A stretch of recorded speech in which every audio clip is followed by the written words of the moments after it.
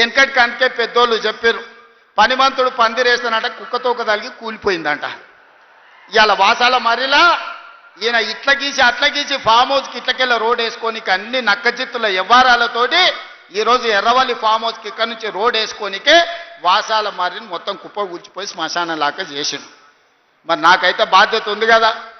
ఆయన అల్లకల్లోలం చేసినా ఆగమాగం చేసినా అన్నిటిని సరిదిద్దాలన్న ఆలోచనతోటి ఇవాళ రైతులను కావచ్చు, ఆడబిడ్డ మహిళల్ని కావచ్చు, విద్యార్థులను కావచ్చు, నిరుద్యోగ యువకులను కావచ్చు, ఉద్యమకారులను కావచ్చు, దళితులను కావచ్చు, గిరిజనులను కావచ్చు, ఆదివాసులను కావచ్చు, మైనారిటీలను కావచ్చు, వీళ్ళందరి కష్ట సుఖాలు తెలుసుకొని విధి విధానాలు తయారు చేసి ఇవాళ వాళ్ళందరినీ అభివృద్ధి పాఠం వైపు నడిపించాలని నేను ప్రయత్నం చేస్తున్నాను.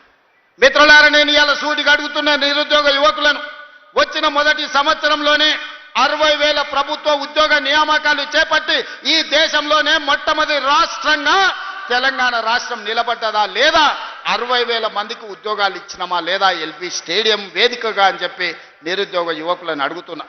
ఇవాళ ప్రైవేట్లో 3 లక్షల కోట్ల రూపాయలు పెట్టుబడి తెచ్చి ఇంజనీరింగ్ డాక్టర్లు చదువుకున్న మన తెలంగాణ విద్యార్థులకు ప్రైవేటులో 1,00,000 ఉద్యోగాలు ఇప్పించి ఇవాళ కుటుంబాలను ఆదుకునే ప్రయత్నం చేస్తున్నాం.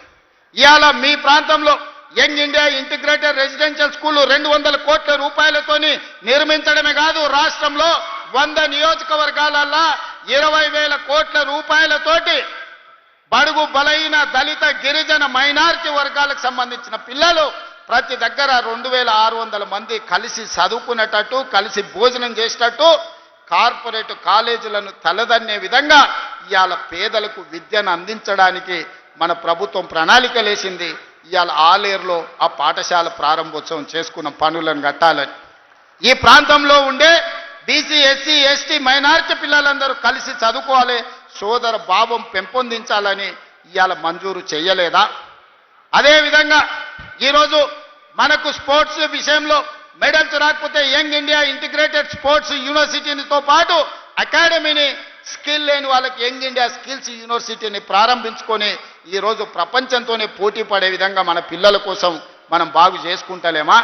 ఇవాళ మెడికల్ కాలేజీ ప్రాంతానికి ఇచ్చిన మాట వాస్తవం కాదా సోదరులారా? గంధమల్ల ప్రాజెక్టు వాళ్ళు పడావు పెట్టిపోతే ఆ గ్రామాలు మునుగుతున్నాయని రైతులు బీర్లు ఐలేయని తీసుకొని వచ్చి మాట్లాడితే గ్రామాలు మునగకుండా ఆ ప్రాజెక్టును పూర్తి చేయడానికి ఈరోజు ప్రణాళికలు వేసుకున్న మాట దాదాపుగా 600 కోట్ల రూపాయలు మంజూరు చేసింది నిజం కాదా?